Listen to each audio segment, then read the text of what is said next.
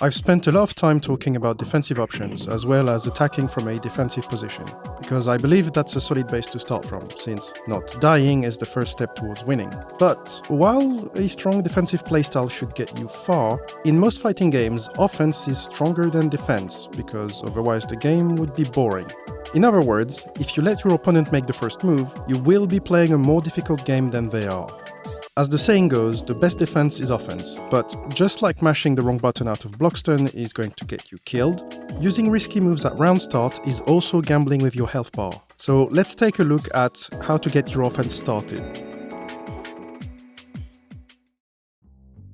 When the round begins, you and your opponent will be in a situation we refer to as neutral, a situation where neither player is attacking, blocking, being hit, or doing any other committal action. That is to say, either player is able to perform most, if not all, of their moves. This situation will happen several times during a round, even though it's not always easy to identify, especially in close combat. For the most part, neutral is where the actual fighting part of fighting games happens, and it is by far the most difficult bit to get right. That's in fact the main, if not the only reason why combos matter, because neutral is hard, and maximizing your damage output reduces the number of times you have to be better than your opponent at the bit that's hard. But knowing optimal combos won't do you any good if you cannot land the first hit. If punishment out of Blockstone is mostly about frame advantage, neutral is primarily about distance management.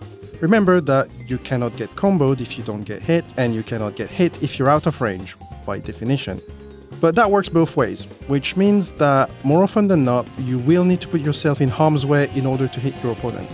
Yes, I am pretending zoners don't exist for now, one thing at a time. So in neutral, and especially at round start, you have two options. Either you try to hit your opponent, or you take steps, literally, to ensure you're not getting hit.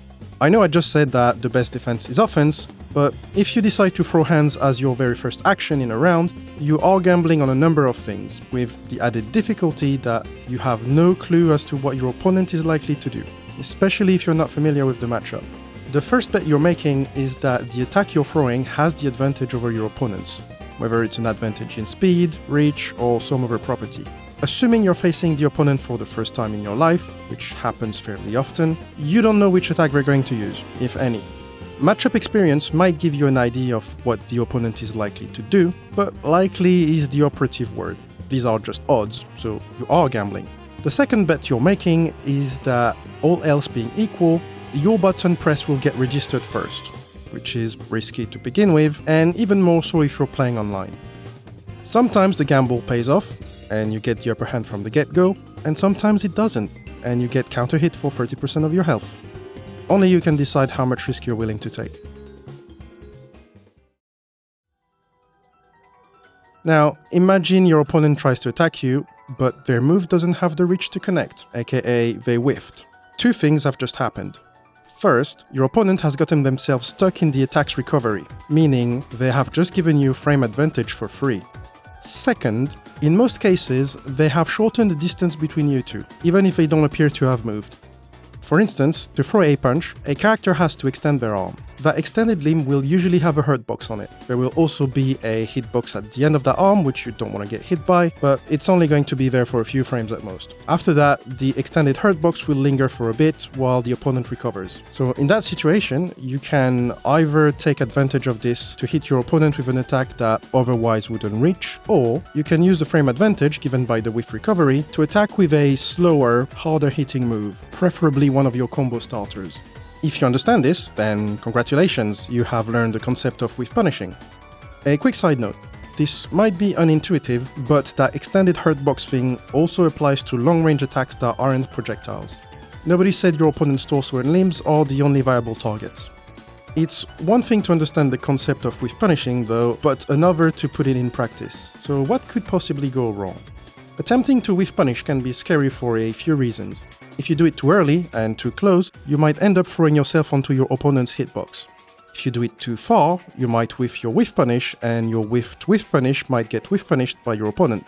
If you do it too late, the opponent will have recovered, and at best your attack gets blocked, and at worst you get counter hit. And getting counter hit can lead to an amount of damage that will make you regret having pressed the button. But we have to try, otherwise we're letting our opponent get away with mistakes. So how do we make this less scary? I've just hinted at it. There are two elements. First, distance.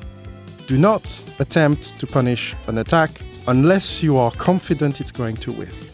You can increase that confidence by making sure you're out of range. The farther you are, the less likely you are to underestimate the safe distance. But you're also reducing the number of moves you can punish with, potentially down to 0 if you're too far away. At this point, you should be free to move however you want, meaning you might have the ability to force an opponent to whiff their move, by slipping just outside of the attack's range. If you remember the video I made about how not to get hit, because you've definitely watched it, right?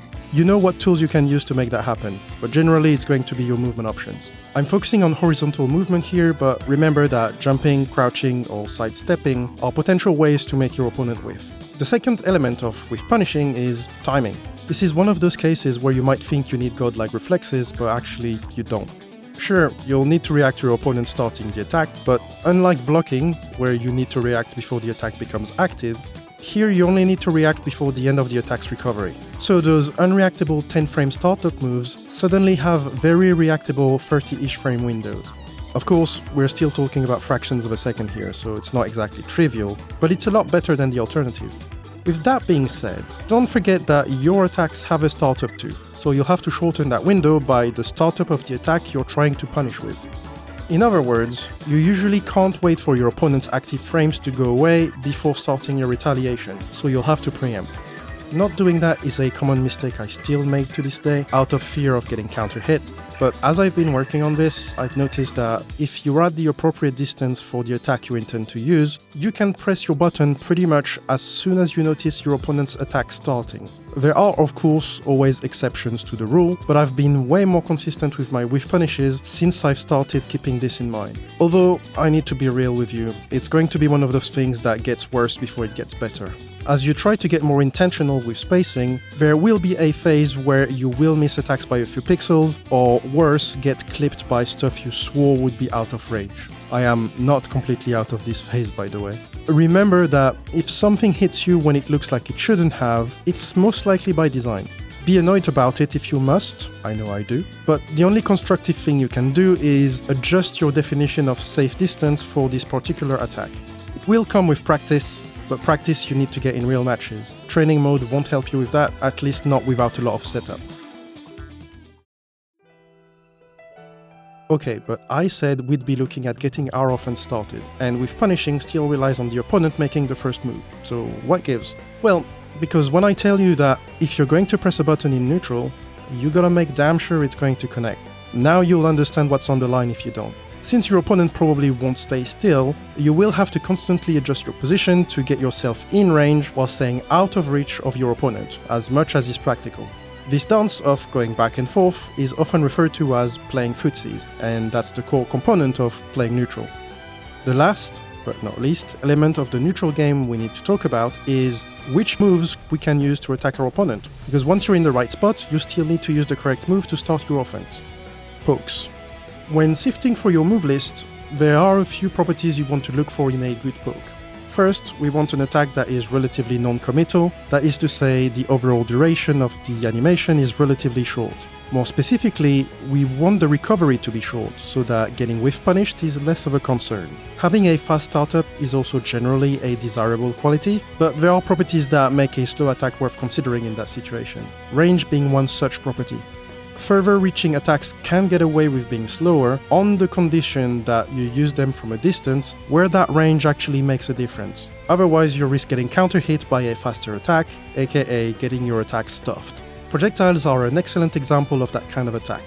A slight variation on the theme of range, attacks where your character moves forward as part of the startup are also good candidates. Fast starting plus unblock moves that travel far can be so absurdly effective that they're often said to let you skip neutral entirely. But even if that movement is small, it can throw off your opponent's sense of spacing and/or make the attack harder to react to. All those attacks can usually be found in your simplest moves, your normals, and you should be able to get a good enough feel for range and speed just by pressing those buttons a few times. But animations can be deceptive. If you want to be absolutely certain, you might want to consider looking up frame data. On top of being non-committal, you also want your attack to be at the very least safe, so that if the attack gets blocked, you won't get punished for it. Let me rephrase and repeat that so that hopefully it also gets into my own skull. Do not open your offense with a move that is punishable on block, and then be upset that your opponent is taking a bunch of your life away. Ideally though, you want to pick an attack that is plus on block so that you can continue your offense even if the attack gets blocked. What you might quickly notice is that once you start applying those requirements, your move list tends to shrink down to only a handful of suitable attacks, which is good because fewer options to consider means decision making is easier. The final piece of the puzzle is figuring out when to use which of these attacks. The answer to the second part is simple. You use the move that is appropriate for the current distance between you and your opponent. If you want to use a different move, get yourself in the right spot. Depending on your position on the stage, you might not have the luxury of having any say in spacing. For instance, if you're backed up into a corner, so take that into account. But don't make the mistake I often do and press your favorite button in the wrong situation and hope it'll work out. It probably won't. For the when part of the equation, you will probably have noticed that in order for your opponent to get to their preferred position, they might need to move forward or backwards. And you know what they can't do when they move forwards? That's right, they can't block. And you know what they can't do when they move backwards? That's right, they cannot block low. And that's really what you're trying to do in neutral. Catch your opponent at those times where they are vulnerable. For that, you will need patience and discipline. Even if you're playing a character that's supposed to have an aggressive playstyle, you have to take your time to pick the right moment. Pressing a button as soon as it looks like you're in range might just be what your opponent is waiting for. I mostly play rushdown characters, so I know how difficult it is to resist the temptation of just getting in my opponent's face. But I know from experience that when I'm fighting someone, especially someone much stronger than me, I tend to last longer and deal more damage overall when I try to be mindful of my spacing and the options that it opens or closes. Remember that you don't need a flashy combo to win the round, and small hits can add up to a lot of damage quickly. Slow is smooth and smooth is fast. But what happens when both of you are within range of equally fast attacks but nobody's pressed a button? In the words of Hans Talhofer in his treatise on knife fighting, God, please do not forget us. Because winning that standoff is going to be a coin toss, I think. Actually, I'm really bad at this setup, so if you have any tips, please let me know. Either way, if you can, try not to get into that situation. Up to this point in the video, I've conveniently ignored the fact that being in neutral and being free to do what you want doesn't mean that you and your opponent are on equal footing, not even at round start. Some characters specialize in being threatening from far enough away that they don't need to worry about your attacks a whole lot, the so-called zoners. And yeah, they're a total pain in the ass to deal with if you don't have the same tools yourself. But the principle is still mostly the same. At the end of the day, spacing management is spacing management, even if your opponent outranges you. You might not be playing footsies anymore, but you're still playing neutral. The same patience and discipline will get you in range eventually, and once you do, they'll be the ones in trouble. So in summary, these are the things you should remember when playing neutral. Start from a place of relative safety and approach with caution.